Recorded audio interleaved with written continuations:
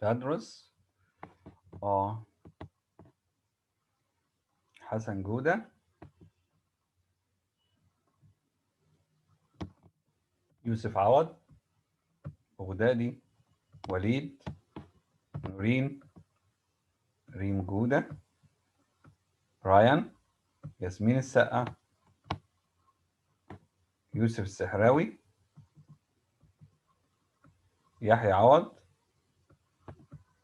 أسامة درويش مريم حسن رحيم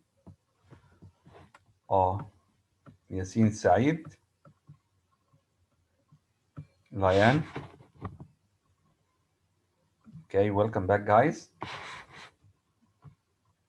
We have about 19 students. Somebody called iPhone, but I don't have any name. Do you know who this is? Ali, Ganna Tamir. Guys, do you know who is iPhone only? iPhone?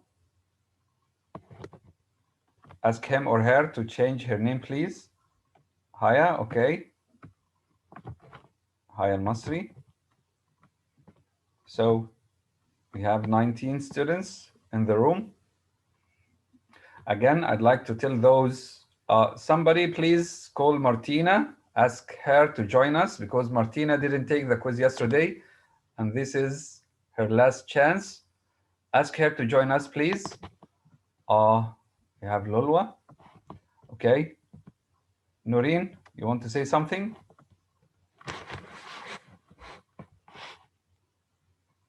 Kiara. Noreen, do you want to say something? لا يا مستر. Okay. So there are 21 of you now. Yasmin Saeed, Hassan Ruhayim. Welcome all. So in the first session, we were doing the novel, The Book Thief, and we stopped here when Liesel decided to steal something from the mayor's house. And when she went there, along with Rudy, he asked her, how are you going to get in? She said, it's local knowledge. She means she used to enter the house again and again before, and she knows from where she could enter the house. But when she looked at the library window, she was shocked because the window was not open as usual. It was closed. But she ran back quickly and said, some other day, we are going to come back and steal here. But do you mind? She quickened even more and brushed. We read this part, I think. And the girl blamed herself for shouting at the mayor's house when she fired her mama.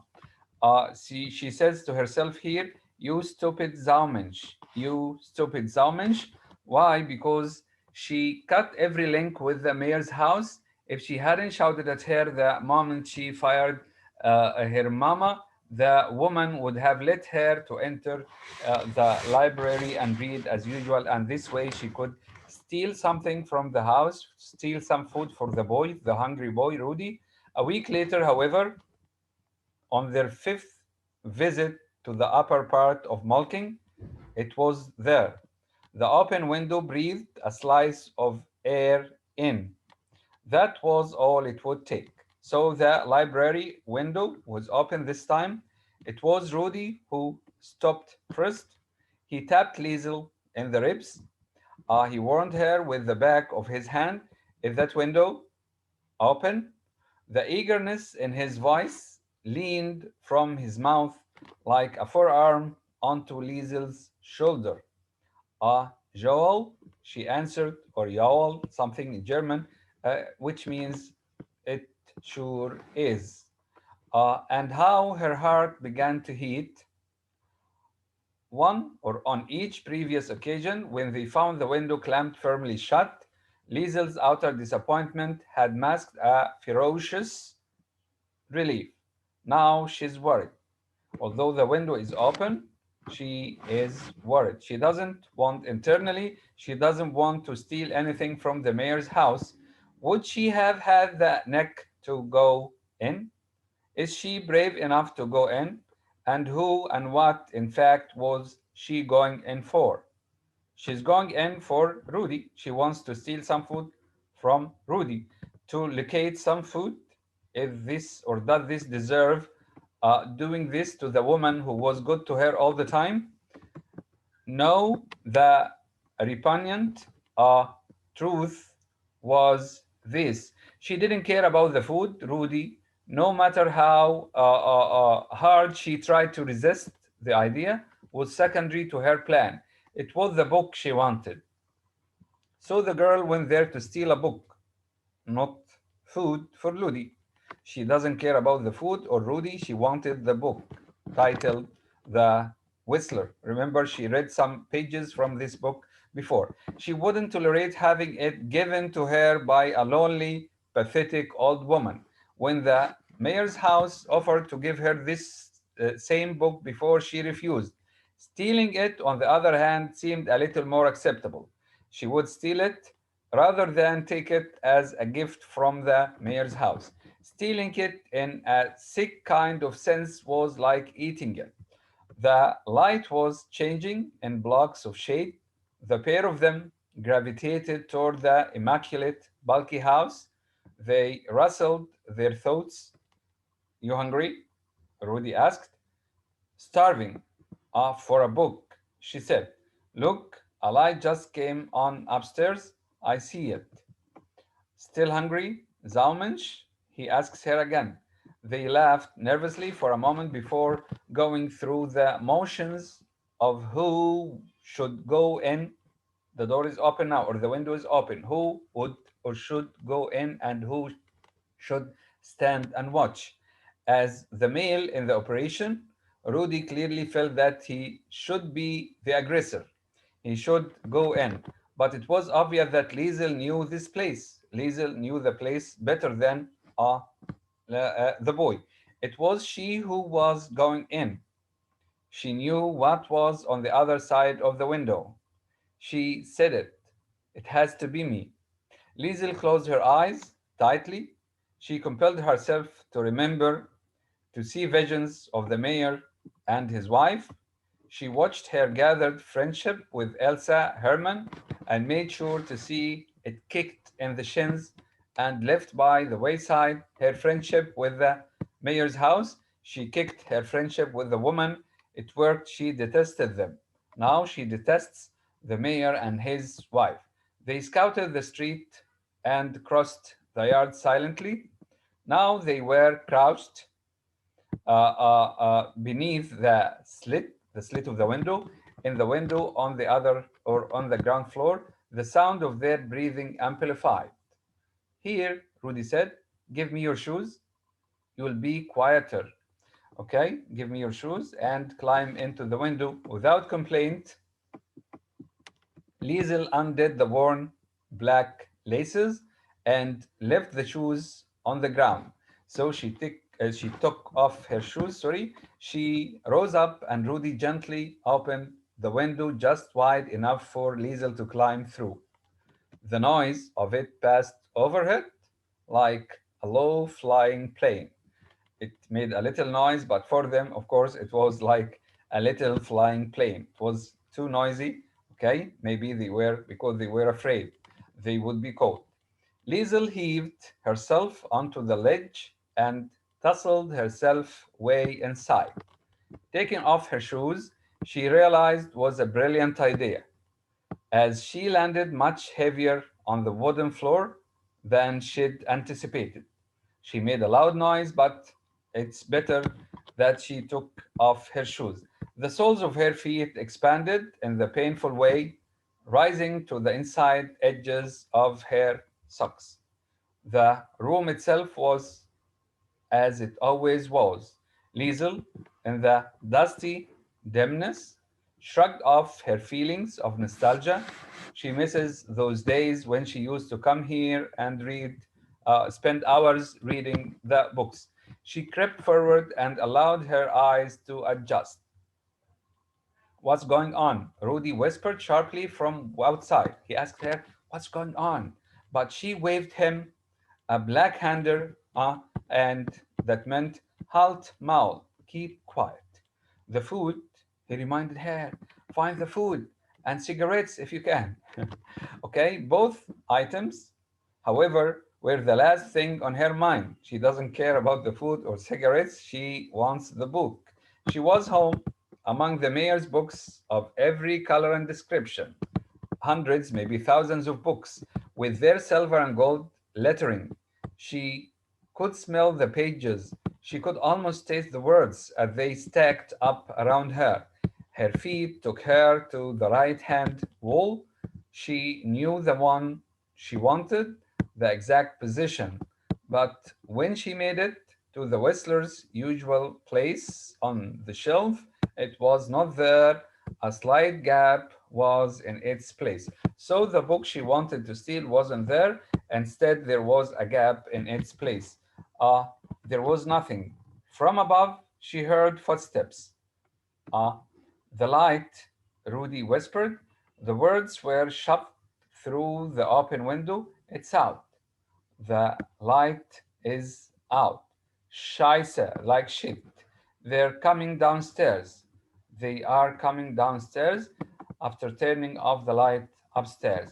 There was a giant length of a moment then, uh, uh, the eternity of split second decision.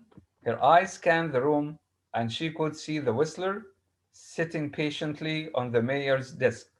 So the girl saw the book she wanted sitting patiently on the mayor's desk. Hurry up, Rudy warned her. But very calmly and calmly, Liesel, or cleanly, Liesel walked over, picked up the book, and made her way cautiously out, head first. She climbed from the window, managing to land on her feet again outside of the room or outside of the house, feeling the pang of pain once more, this time in her ankles. Come on, Rudy implored her, blamed her. Run, run, schnell, schnell, quickly. Uh, and they ran away. Rudy thought she stole him some food and cigarettes, but he will be disappointed, of course. Once around the corner, on the road back down to the river and Munich Street, she stopped to bend over and recover. Her body was folded in the middle, the air half frozen in her mouth, her heart tolling in her ears. Rudy was the same. They were gasping, because they were running fast. When he looked over, he saw the book under her arm. He struggled to speak. What's. He grappled with the words, with the book. What's with the book? The darkness was filling up. Truly now, Liesel panted like this, the air in her throat defrosting. It was all I could find. I couldn't find anything but this book. Unfortunately, yes, sorry, Rudy could smell it. The lie. He was sure she was lying. She didn't go in to steal food for him or cigarettes. She went there for this book. He cocked his head and told her what he felt was a fact. You didn't go in for food, did you? You got what you wanted. Liesel straightened then and was overcome with the sickness of another realization. The shoes. Oh, maybe they forgot her shoes back. She looked at Rudy's feet, then at his hands, and at the ground all around him. What? He asked. What is it? Zaukerl, she said to him. Where are my shoes? His face whitened, which left her in no doubt that they're back at the house. She suggested, aren't they? You forgot them back at the mayor's house. Rudy searched desperately around himself, begging against all reality that he might have brought them with him. He imagined himself picking them up, wishing it true, but the shoes were not there. They sat uselessly, or actually much worse, incrementingly, but the wall at by the wall at 8 Grand Strasse, the number of the house of the mayor. Dummkopf or dumbhead, he admonished himself. He said to himself, smacking his ear. He looked down shamefully. He was shameful of what he had done at the sullen sight of Liesel's socks. Idiot. I didn't take him long to decide on making it right. Earnestly, he said, Just wait. And he hurried back around the corner. Don't get caught. Be careful, she warned him. He went back to get her shoes. She called after him, but he didn't hear. The minutes were heavy while he was gone. She waited for him. Darkness was now complete, and Liesel was quite certain that a watching, a beating, was most likely in the cards when she returned home. Yani Rosa would give her a watching or a beating. Hurry, she murmured, but still Rudy didn't appear. She imagined the sound of a police siren throwing itself forward and reeling itself in, collecting still nothing. So the girl imagined that a police siren is near, and she was afraid that she or Rudy get caught. Okay, I just want to check up who are with us in the room. Uh, I want to make sure some guys are here because they joined at the beginning and then, uh, as usual, as I expected. So, uh,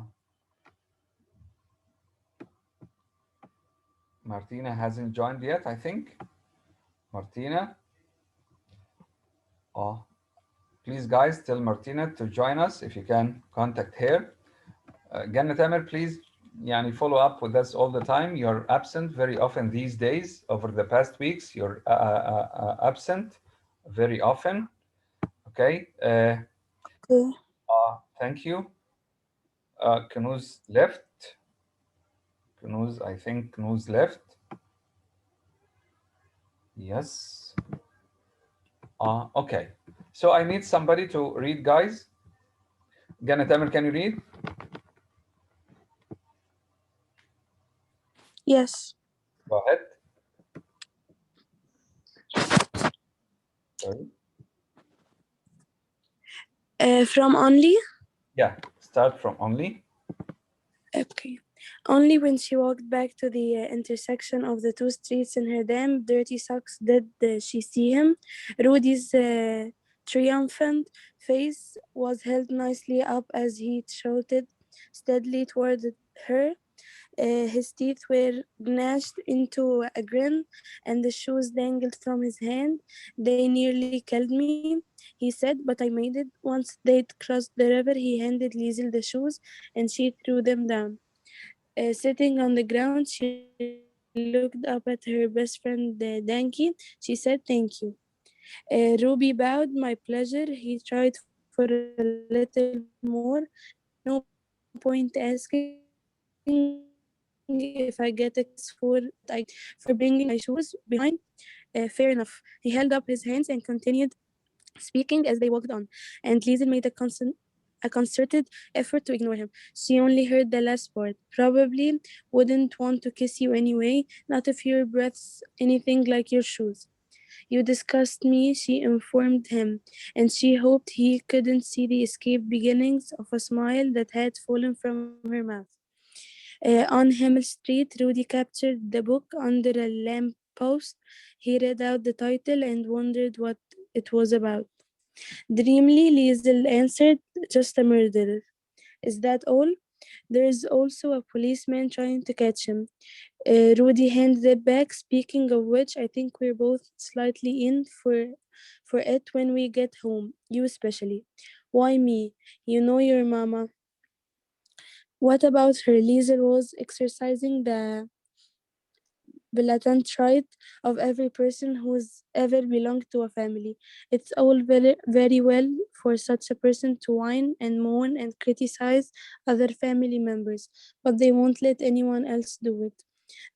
That's when you get your back up and show loyalty. Is there something wrong with her?" Rudy backed away. "Sorry, Zaumench. I didn't mean to offend you." Even in the night, Liesel could see that Rudy was growing. His face was lensing. The blonde shock of hair was darkening ever so slightly, and his features seemed to be changing shape. But there was one thing that would never change. It was impossible to be angry at him for long. "Anything good to eat at your place tonight?" he asked. Thank you, Ganna. So, the boy forgot No. the boy forgot the girl's shoes at the mayor's house when they tried to escape.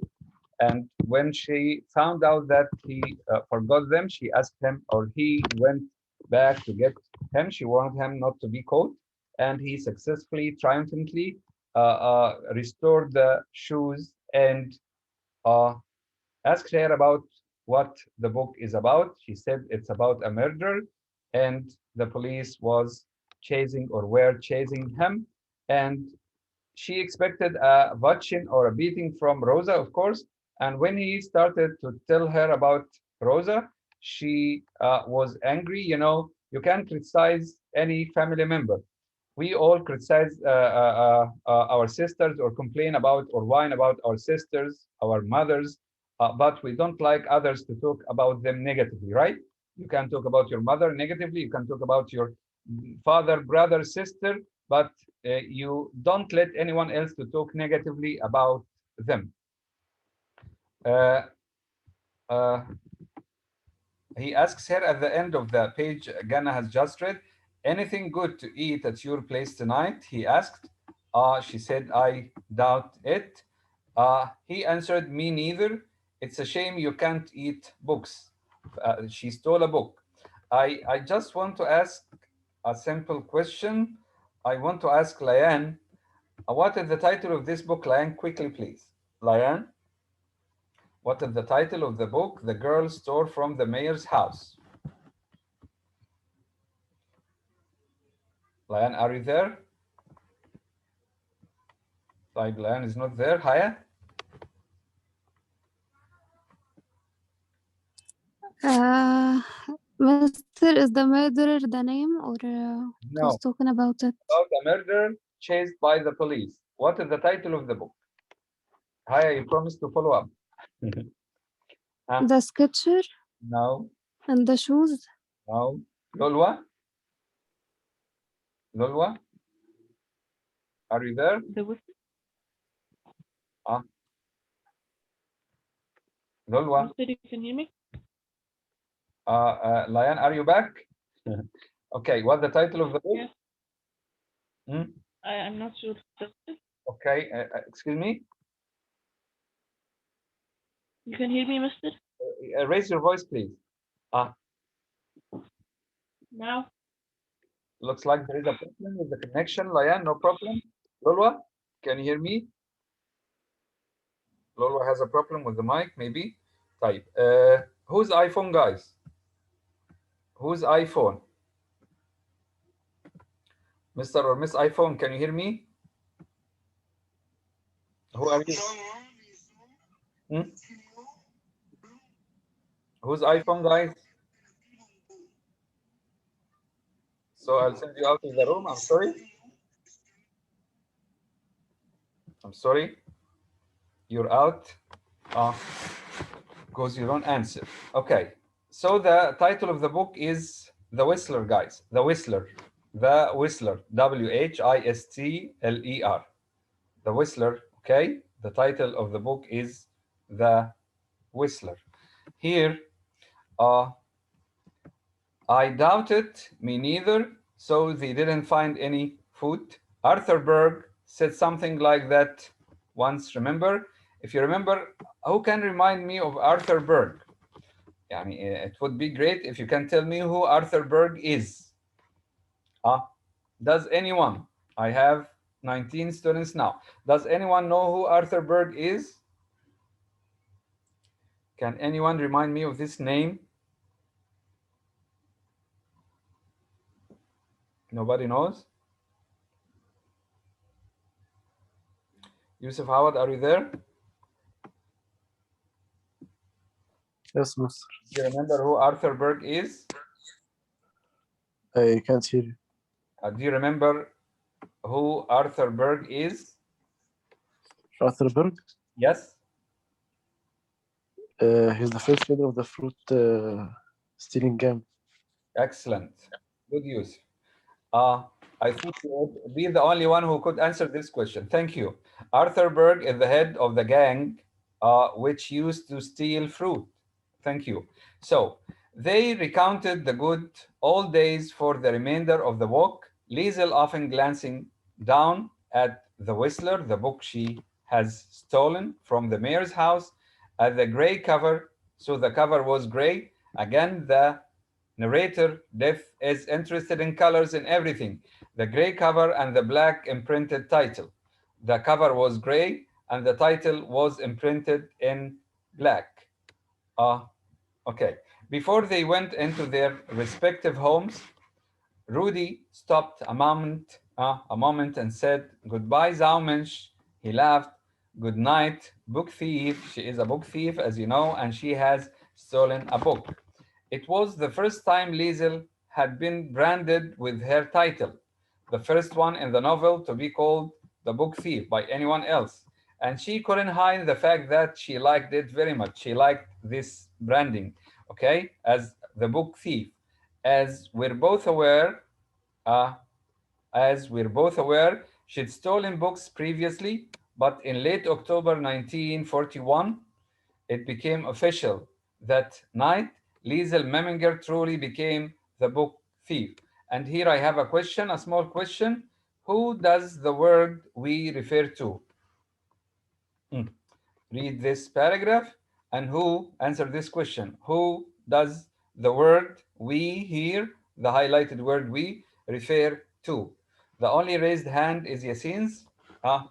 Who else can answer this question? As we're both aware, who are we? We are two people here, or we are two. She'd stolen books previously. If you know the answer, put your hand up. Who else knows? Haya and Yasin. Who would join them, guys? Who does the word we here refer to? It refers to two. Who are they? I'll take Haya first. Haya? Mister, I'm not sure يعني No problem. At least you are following up. I want you just to follow up. the mayor's wife, and maybe he's talking about readers and Rudy. Maybe. Let's see other opinions. I have Mariam. Mariam al-Naqib. Liesel and the narrator. Liesel and the narrator. Yasin, your opinion? Narrator and the reader. Excellent. Thank you all. But the answer is, as Yasin said, the narrator. The narrator, Deaf, is talking now, and he is talking to you, the reader. As we both, or as we're both aware, we both are the narrator and you the reader, or we the readers, right? Thank you, Yasin. Thank you, Mariam. Thank you, Haya. Okay, so as we're both aware, she'd stolen books previously, but from that date, October 1941, she officially became the book thief because it was the first time to be branded using this name, and it was Rudy who gave her this title. The next part is I have something in the chat, sorry, Lolwa. Okay, Lolwa. Yani if you can solve your problem with the mic, you can use another device. You know, in our houses, there are more than one device now. 3 Acts of Stupidity by Rudy Steiner. Rudy Steiner, pure genius. He stole the biggest potato from Mammers, the local grocer. This is foreshadowing, guys. Foreshadowing, yani Death tells us, or the narrator tells us, I tell you what will happen in the story beforehand, and I like to do this. I don't like suspense. He doesn't like this. This is why he tells us that Rudy will steal the biggest potato from Mamers. This is the local grocer. And number 2, taken on Franz Deutscher on Munich Street. Taken on Franz Deutscher on Munich Street. Number 3, skipping the Hitler Youth meetings altogether. These are 3 stupid acts of Rudy's. He stole the biggest potato. We'll see why it's stupid. Taken on Franz Deutscher or humiliating Franz Deutscher on Munich Street, and skipping the Hitler Youth meetings, like the people who skip our Zoom meetings. Okay. So who can read? We still have about 10 minutes. Who can read?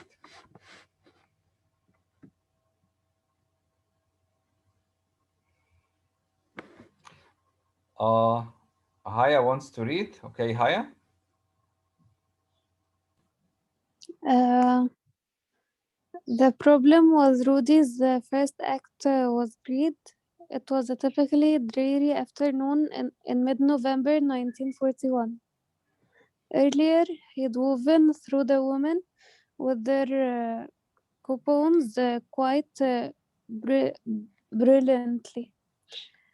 Almost, dare I say it, with a touch of criminal genius. He nearly went completely unnoticed. Check Inconspicuous as he was, however, he managed to take hold of the biggest potato of the lot, the very same one that several people in the line had been watching. They all looked on as a 13-year-old first rose up and grabbed it. A choir of heavy-set Helgas pointed him out, and Thomas Mammer came storming toward the dirty fruit. Main Ramphel, he said, Okay. my earth apples. He means The potato. earth apple is the German name for potato. Erdapfel means the apple of the earth or potato. My potato. Huh. The potato was still in Rudy's hands. He couldn't hold it in just the one. And the woman gathered around him like a troop of wrestles. Some fast token was required. My family, Rudy explained. A convenient stream of clear fluid began to trickle from his nose. He made a point of not wiping it away. We're all starving. My sister needed a new coat. The last one was stolen. Mammer was no fool, still holding Rudy by the collar. He said, and you plan to dress her with a potato. No, sir. He looked diagonally into the one eye he could see of his captor. Mammer was a barrel of a man, with two small bullet holes to look out of.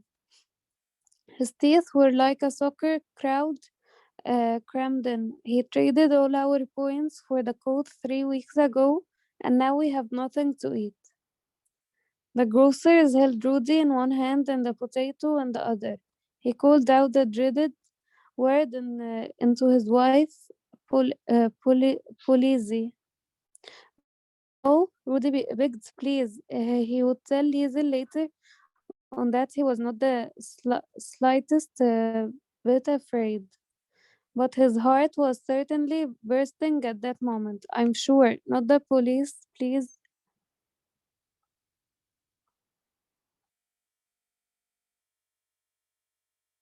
Master.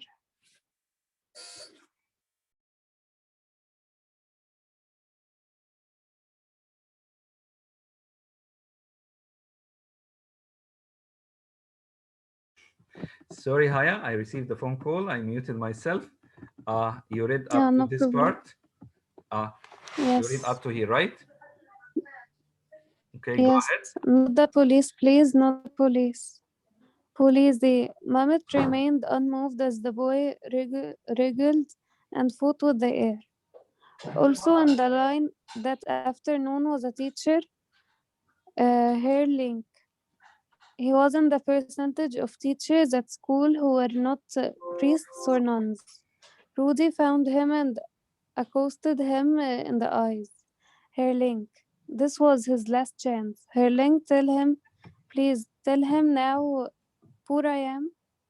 The grocer looked at the teacher with inquiring eyes. Herling stepped forward and said, yes, Herr Mammer, this boy is poor. He is from Hamel Street. The crowd of Predominantly women. predominantly women conferred at that point, knowing that Hamel Street was not exactly the epitome of Knew that idyllic. this place had poor people only. They stopped attacking the boy. Thank you, Hi. I'll complete this part. It was well known as a relatively poor neighborhood. He has 8 brothers and sisters. So the boy tried to steal the largest potato from the farmer. The women gathered around him. The Mr. Mamer or Mamer caught him, and they wanted to send him to the police or the Polizei. But a teacher of his saw him by chance. The boy shouted, Herr Link, Mr. Link. The teacher came and told the farmer that this boy is poor and release him, please, or free him because he has 8 brothers and sisters and they are poor. Somebody said 8. Rudy had to hold back a smile, though he wasn't in the clear yet. He hasn't been freed yet. At least he had the teacher lying now. He'd somehow managed to add 3 more children to the Steiner family because he had 5 brothers and sisters only. The teacher lied by telling them he had or he has 8 brothers and sisters. This is why the boy smiled, because the teacher himself is a liar. Often he comes to school without breakfast, and the teacher knows this about him. And the crowd of women was conferring again. It was like a coat of paint on the situation, adding a little extra potency and atmosphere. They felt for the boy, the little boy, the thief. So that means he should be allowed to steal my potatoes, the farmer asked. The biggest one, he stole the biggest one. One of the women ejaculated. Keep quiet, Frau Metzig. Mamer warned her, and she quickly settled down. At first, all attention was on Rudy and the scruff of his neck. They held him by the scruff, the back of his neck. It then moved back and forth from the boy to the potato to Mamer, from best looking to worst, and exactly what made the grocer decide in Rudy's favor would forever be unanswered. Was it the pathetic nature of the boy, her dignity, or the dignity of her link, the annoyance of Frau Metzing? Whatever it was, Mamer dropped the potato back on the pile and dragged Rudy from his premises. He gave him a good push with the right boot and said, Don't come back. He released the little thief.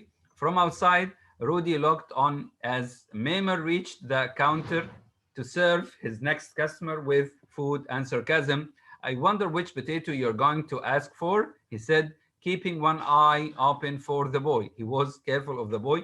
Maybe the boy would come back and steal the largest or the biggest potato again. For Rudy, it was yet another failure.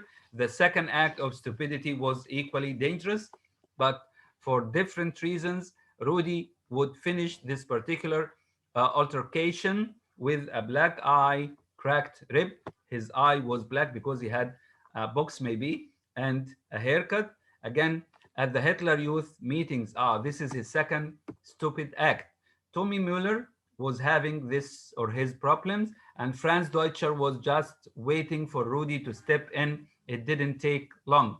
Rudy and Tommy were given another comprehensive drill session while the others went inside to learn tactics. As they ran in the cold, they could see the warm heads and shoulders through the windows. Even when they joined the rest of the group, the drills were quite finished. And as I'll stop here, guys, because we still have just a moment before the end of the session. And I want to open the quiz for those who didn't do it. So remember or mark this page, please. We stopped at page 211. Over the next week, we'll be doing the novel also. So please follow up and uh, don't go away. طيب Ganna, can you hear me? Yes, yeah, mister. Yassine, can you hear me? Yes, yes. Haya, can you hear me? Yes. I'll open it in 3 minutes, يعني maybe at 1:36 or 7, okay? For 10 minutes only. I haven't opened it yet. Okay. Can you ask Martina to join you, please? Because this is her last chance. Thank you very much. Salam alaikum.